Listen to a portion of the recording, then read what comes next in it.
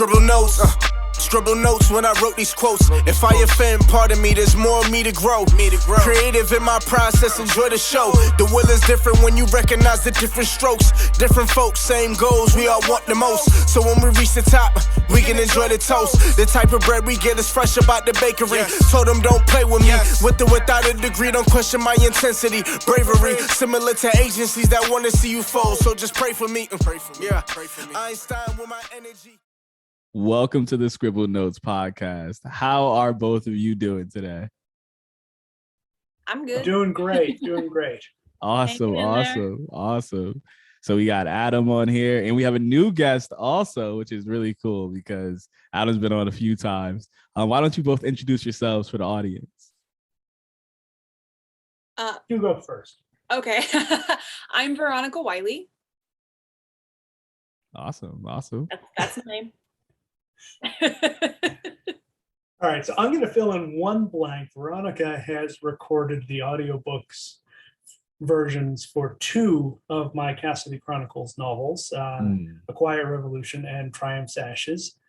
And I'm thrilled to be on the podcast with her. This is the first time she and I have gotten to sit down together with anybody else and chat. I think this is actually the first time we've chatted like kind of face to face, actually. Oh, wow. Probably, yeah. Because I think all of our correspondence has been via email up until now, and Facebook Messenger. Yeah. Oh my gosh, I love that. Yeah. Bringing people together. Yeah, bringing the horses together in Zoom. Veronica, why don't you talk a little bit about how you got involved with audiobook recording, narrating, and what your journey's been like?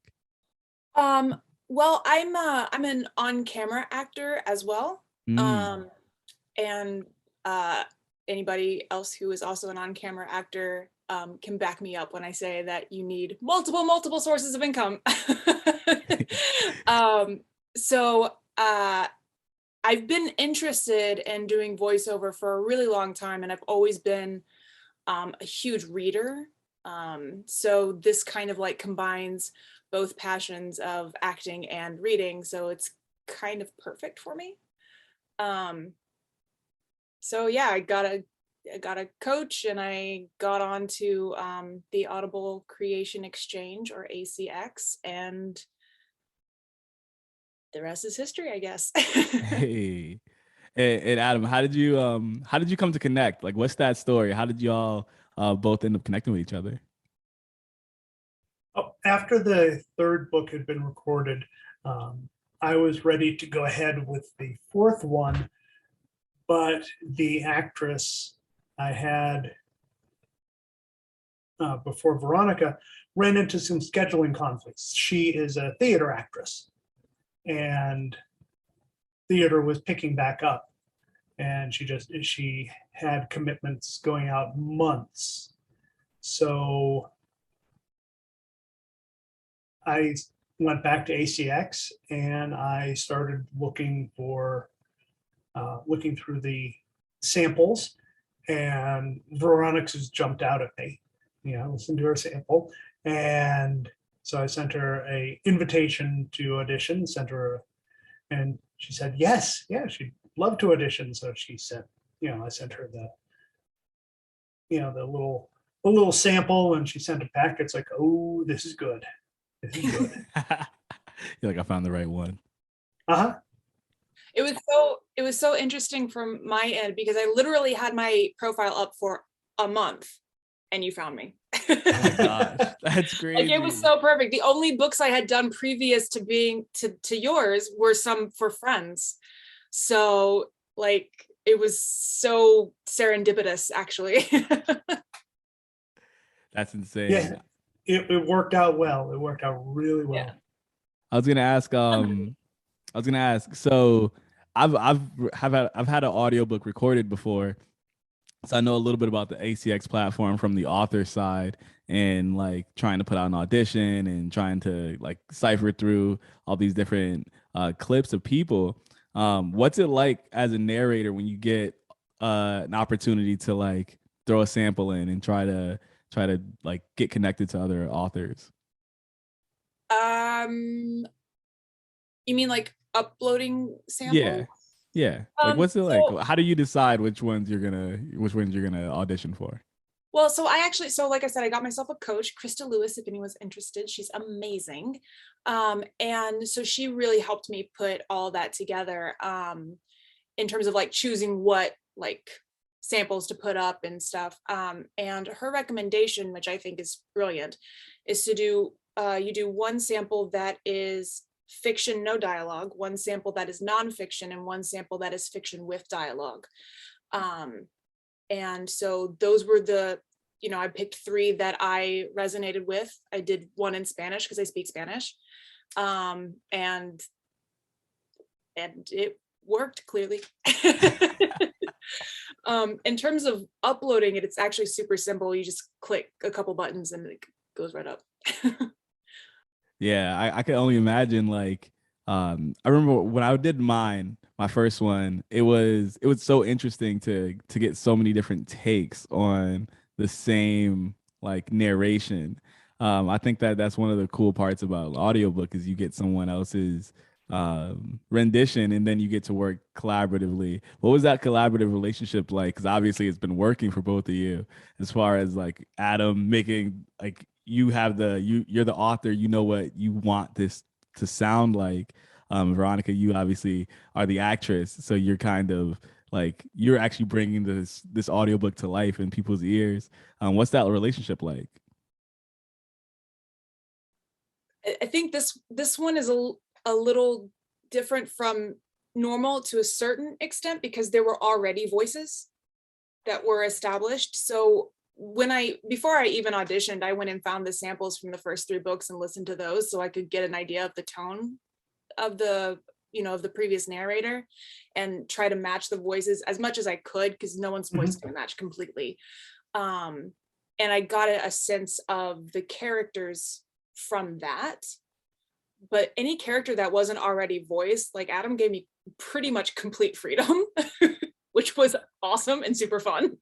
I got to experiment with a bunch of different dialects and accents and stuff. So that was rad.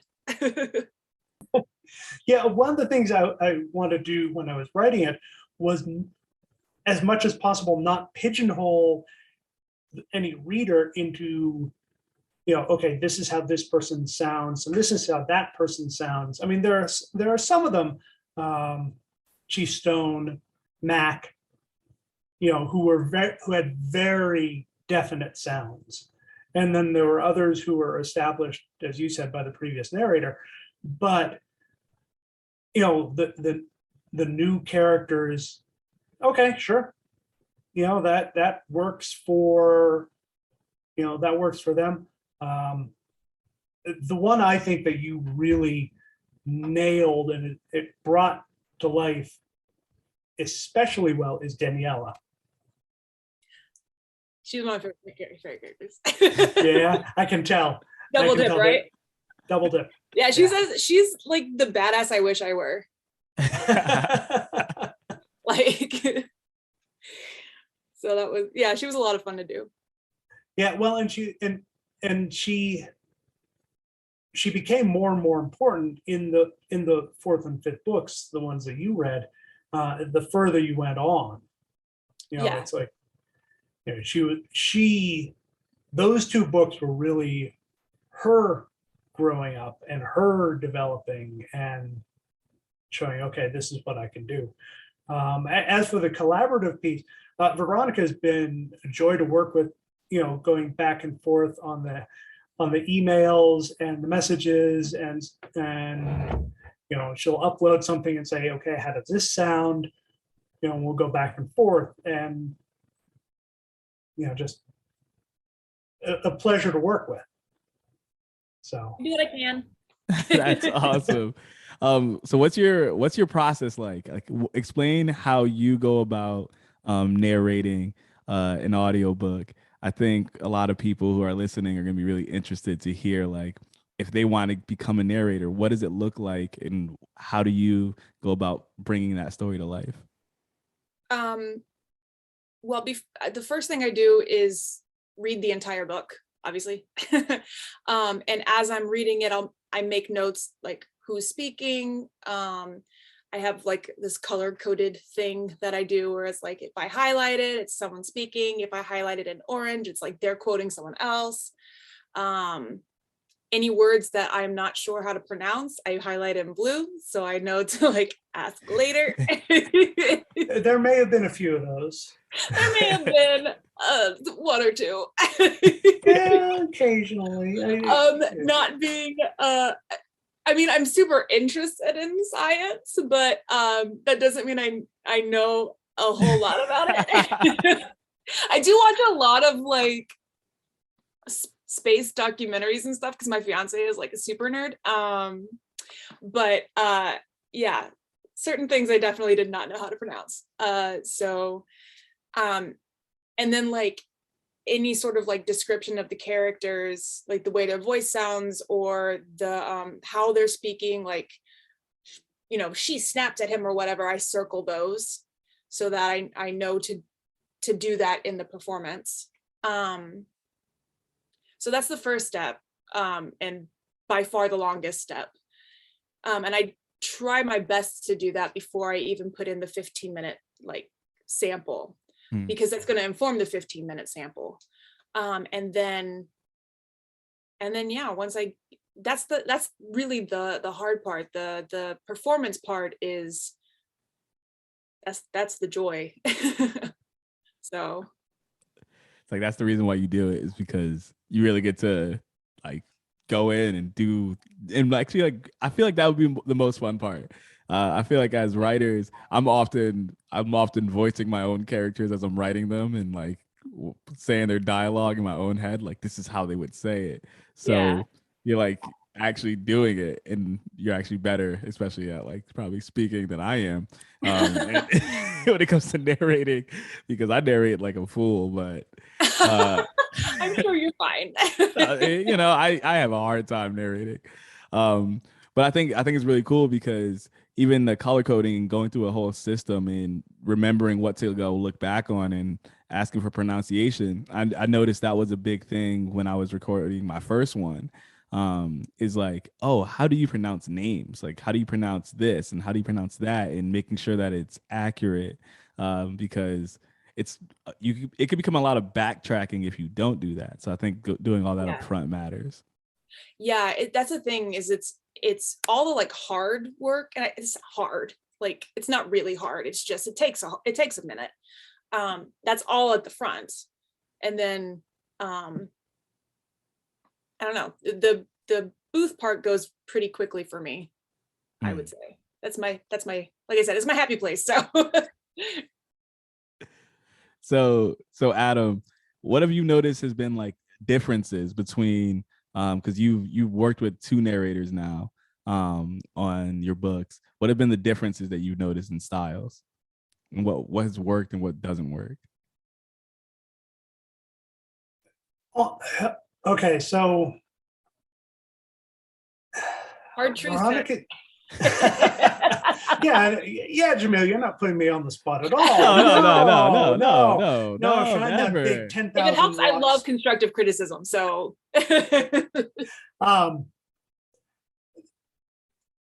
so Veronica was faced with a particular challenge because she was picking up, you know, on the 4th book, and so a number of the characters had already been pretty well voiced. So as she said, she's had to match how she performs to the previous narrator, and she's done a really good job of it. I know that had to have been really challenging, but it's been pretty much seamless.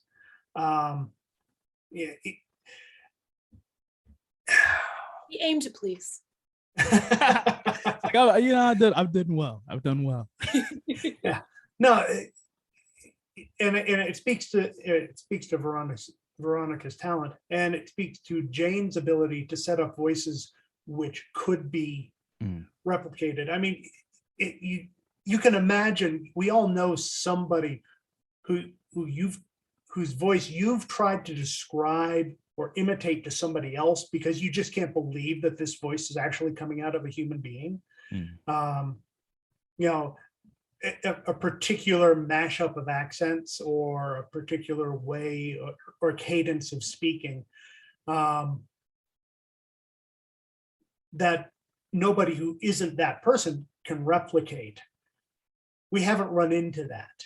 So, you know, so Mac, for example, Mac's a fun character to write because she speaks in torrents.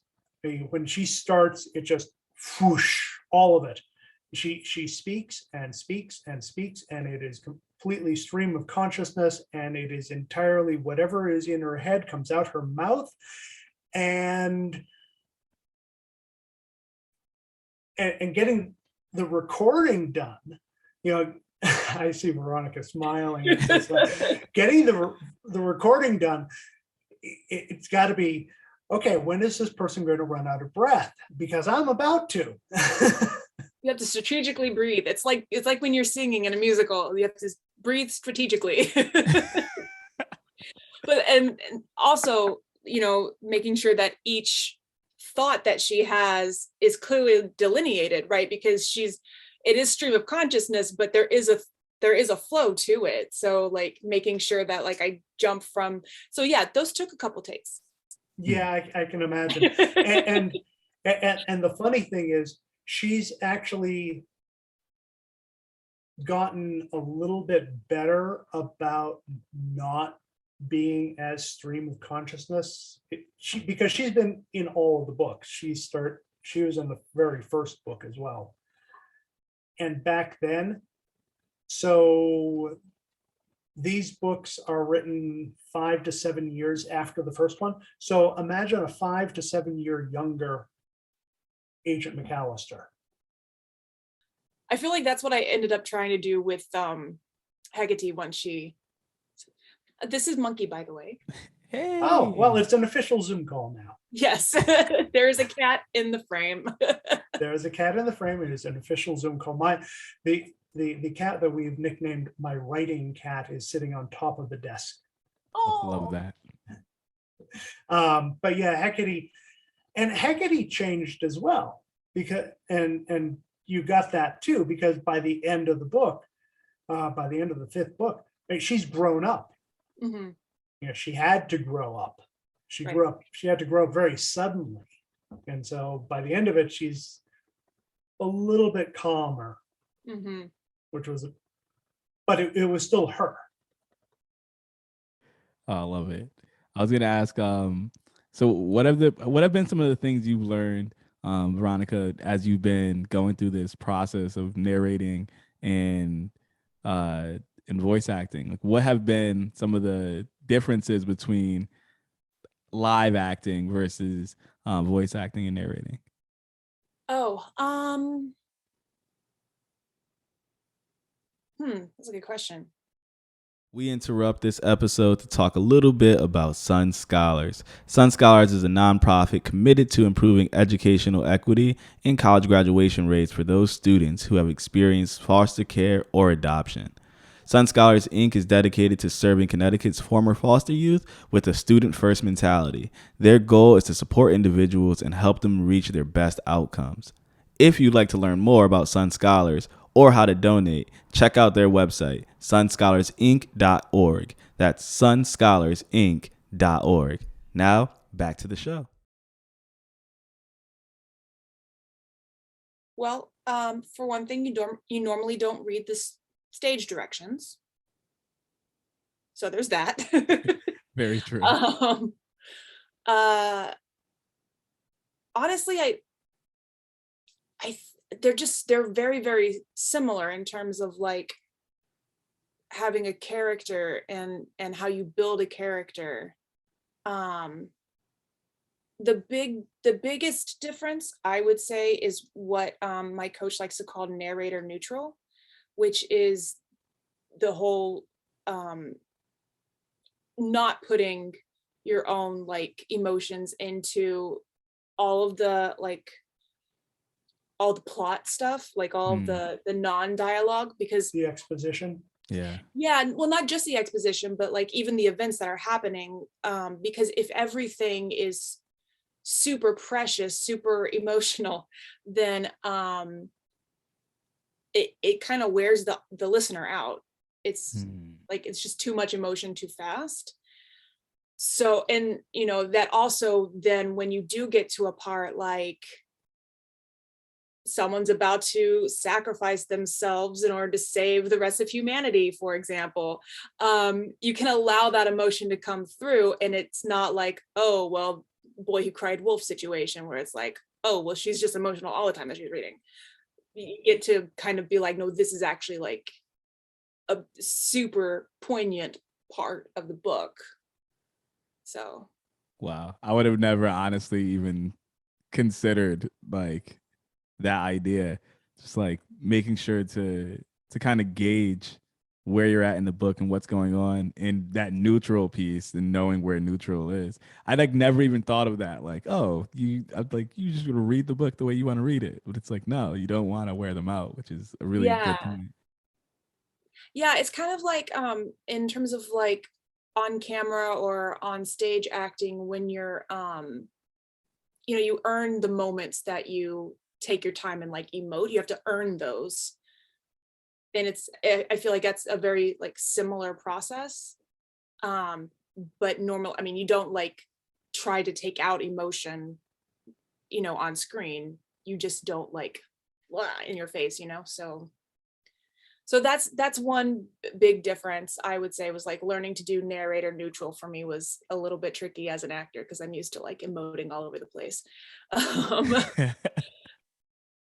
So there's that. I would think it would be tricky to be bouncing back and forth between all the various characters, because actually, that was just what I was just about to say. You know, it's like that is when you're on stage or on screen, you're playing one person, and here you're the whole cast. Yeah. And there are a lot of characters in your book, Adam. Like the books that I had done previously had like maybe 10 characters. Yeah. I'm not mad about it. It was a lot. It was like definitely an acting exercise. And I'm sorry. I was gonna say there's a reason there's a cast of characters in the back of the books. Right. Yeah. I had to refer to that a couple times. I refer, okay, so.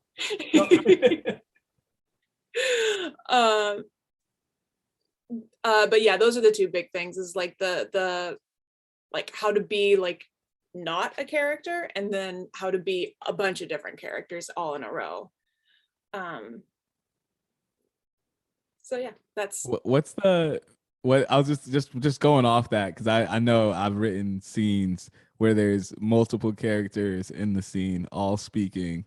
And I remember my narrator like just listening to him bounce between voices of all these different people, and me being like, how are you doing that? Because these are all very different voices. Okay, I'm gonna open the curtain a little bit for you here and let you know that there are a lot of things can happen in post. So many things can happen in post. Like taking out the spaces between characters can happen in post. Behind the curtain there for you. So can you talk a little bit about that, like what that looks like in post-production to make it all sound cohesive? Oh, I don't do my own post. Oh, okay. No. I did for my friends' books, because I wasn't paid up front for those. And I'm like, well, I don't have the money to hire somebody else, but I have a guy that I use to do my my post, because I'm not. I can imagine. I'm not bad at it, but I really just want to focus on the performance. You know, I don't want to be thinking about like how I'm going to change things in post, and you know, and I also want to be able to move through it like fairly quickly. because I know that. So I'm a screenwriter as well. So I know how I feel when I've got something written and I'm waiting for it to get produced. So I don't want to like keep the author waiting forever and ever and ever while I do post on something when I could be recording the next bit, if that makes sense. Yeah, it makes sense. Well, makes and you and I worked 100% out sense. you and I worked out a system that worked pretty well. You'd send me the rough cut before it went to post, and I'd listen to it knowing that it was the rough cut and just listening for, the emotions and, and putting the technical part, does it match all the levels? Is it all even, figuring, okay, that's going to be dealt with in post-production. And, Nah, that makes a lot of sense to me. And the prolonged silences while I like practiced accents, like that was also going to get taken out. Yeah. We're not keeping those. No, that makes a lot of sense. Learning how to say a few sentences in Russian, that was a new one for me. I found a really helpful website though. I'll bet you did. No, I love that. That's like it's important for people to know too, though, because I feel like a lot of people would feel like, oh, I have to do all of this, when in reality, it's like I'm an author. I don't edit my own book. Like I'd hire an editor. I like to create. I don't like to do the proofread, so I hire a proofreader. I mean, you're so much less likely to catch your own mistakes. Yes. I'm also a tutor, so I know from experience. Your stack of hats keeps growing. Yeah. We listed a few things now. It's like every month I have a new one. I mentioned that actors need multiple sources of income to make a living. Yeah, you weren't joking. You weren't joking. I was not joking. So Adam, how many times do you listen to the narration or the audiobook before it actually gets finished? I know I listened to every single chapter probably once or twice before I gave it the thumbs up to be approved. How do you go about that? Generally, it's each chapter I listen to once. If there's anything in it that needs to get redone, then I let Veronica know. She takes care of it, sends it back to me. Then I listen to it again. If there isn't anything for me to catch, then I just listen to it the once, before it goes through.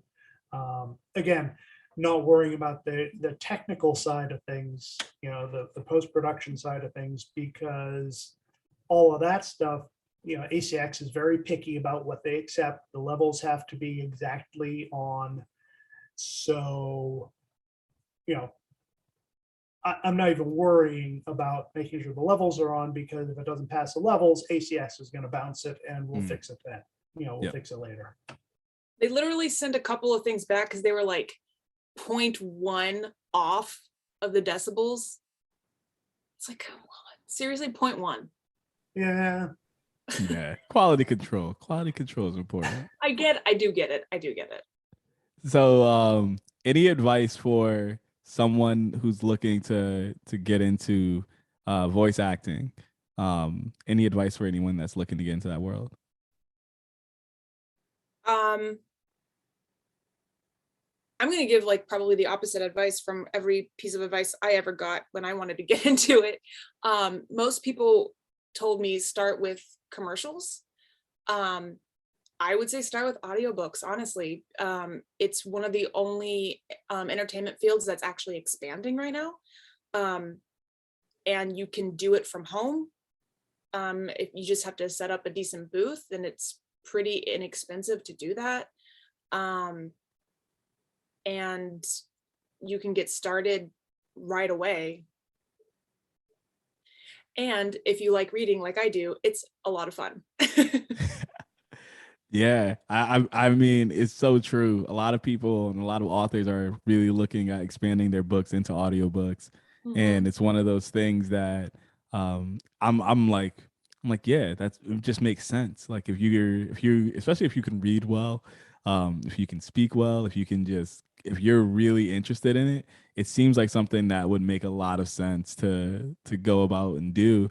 And you get a chance to work with an author and kind of like read their story, and bring it in, make it your own also, which is really cool. I just think it's really cool to just hear people as they're just pouring their hearts out inside the story, because I know for me, feeling my characters be read, it's such a different experience, and it's actually the experience I enjoy more than even just sitting down and reading the words. Mm-hmm. Yeah, because every person's going to have a completely different like you can't, it's like not possible for two people to read the same thing exactly the same. Yeah. So it's same thing with acting, you know, like you see one Juliet is completely different from another Juliet. Same words, but they're going to be completely different just because they're acted by different people. Well, thinking about it as well, from these two books to the next one, which Veronica has a rough copy of now, that one's going to have, I think, a different tone, a different feel to it than the others, because it's some of the characters are all drawn from those books, but they're minor characters, so they may have had a line or two. So, and I can't wait to hear what Veronica thinks. Okay, this is the kind of direction we ought to take with this one, because, like I said, it's different characters. They're doing different things. It's not this, you know, it's not this war, this conflict. It's exploration and out in deep space, and they're out on their own. So, ought to be fun. Yeah. Although I have to say, the war was fun to voice too. Wow. I know, I gotta catch up, man. I'm so emotion, so much like stuff happening. It was awesome. Oh, and those two books were written, unlike the other ones, those two books were written back to back. So, you know, the fifth one picks up where the fourth one ends. Yeah, like literally like the same scene, I want to say. Yeah, it is. It is the same scene, just a different perspective. And so none of the other ones are like that. There's always a time gap between the other books. So those two are written like bang, bang. So you really get carried along to the conclusion. Definitely. Wow. Just wow. So Jahmil. Yeah, it's been really cool. Like, I've just never really like, this is like getting behind, seeing how it really works. Like, what is it like? And I think for anyone listening, they're gonna be able to take in some information about, like, if you want to become a voice actor, this is what you can do. This is kind of some steps. And it's not as hard as you might think it is. And if you're an author, you're also listening and probably thinking like, okay, the process doesn't seem as difficult or as daunting as I might have thought it was initially, which I think is, those two things are really important. Yeah, when I first like got started, I was like, oh man, I was so overwhelmed. I didn't know what kind of equipment to get. I didn't know like what I needed in order to make my space like not soundproof, because it's not going to happen, but like, you know, sound dampening. Yes, thank you. That word was not coming to me. Yeah, I there was so much I didn't know. It was like I didn't know what I didn't know, if that makes sense. Mm-hmm. But it's really just a couple of pieces of really basic equipment and then performing. And it's so much, I don't want to say easy, because, you know, there's hard parts to it, but it's so much simpler than it seems before you get started. That makes a lot of sense to me. Adam, you were going to say something? No, just something my wife says, you know, never tell somebody who doesn't know how to do something that it's easy, because it's not easy for them, because they don't know what to do. Yeah. You know, once you're in it, yeah, it's easy. But if you're not in it, you know, you're looking at a mountain. Yeah. Seems super daunting, but you made it seem so simple that now I'm like, I know some people I should tell to start doing this. People who are better than me at this stuff. But that's like it's super awesome. Yeah. And the thing is too, like in terms of like the narrating portion of it, or even any sort of voiceover, if you get a good coach, they can get you started on the right track of, what's the next thing. Like they can, if they can't get like recommend to you the equipment, they can tell you someone who can recommend the equipment. So it's like a good coach would be able to really, that's what I think probably the first step for anybody would be to find a good voiceover coach in the area that they want to pursue, be it audiobooks, commercials, what have you. Major key. Lots of information being dropped today. I enjoyed that. You So- mentioned that you are like teaching people things. yeah, you're also a tutor. Like there's many jobs, many hats. So we're coming up on the end of our time. I want to give you a chance to plug where people can contact you, where they can connect with you, if they want to work with you, all that stuff. And Adam also plug the books where they can hear the finished copy of the work, so they can know and like see like this is exactly what they're gonna get. Sure. So the books are available on Amazon and on Audible. You can go there and pick them up. I highly recommend it. Veronica has really nailed these last two books and brought them to life. And if you don't want to go straight to Amazon, if you want to learn a little bit more and hear some samples, you can go over to the website CassidyChronicles.com and you can hear a little bit before you jump in and buy it. Or you can just jump in and buy it, which is, yes, go for it. Also acceptable. Absolutely. Just go for it. Veronica. Well, you can find me on veronicawiley.com or on social media at Instagram is at VJ Wiley. That's the one I check the most. I was trying to find my URL for ACX, but I don't know what that is. So you can probably search for me on ACX. But yes, I'll find that. It'll be in the show notes. Okay. And in the description below. Don't worry. Okay, good. But yeah, online at veronicawiley.com. Awesome. Thank you both so much for making some time tonight, talking to me. I feel like I just learned a lot about the entire space of narration. Much simpler than you might think, but doesn't mean it's easy. It just means simpler. Lots of really cool pieces. So definitely take a look and take a listen. I implore everyone to just give it a try. There's samples up on Adam's website. You can get firsthand experience. And with that being said, Notes, scribbled notes when I wrote these quotes. If I offend, pardon me, there's more of me to grow. Creative in my process, enjoy the show. The will is different when you recognize the different strokes. Different folks, same goals, we all want the most. So when we reach the top, we can enjoy the toast. The type of bread we get is fresh about the bakery. Told them don't play with me, with or without a degree, don't question my intensity. Bravery, similar to agencies that want to see you fold. So just pray for me. Yeah, Einstein with my energy.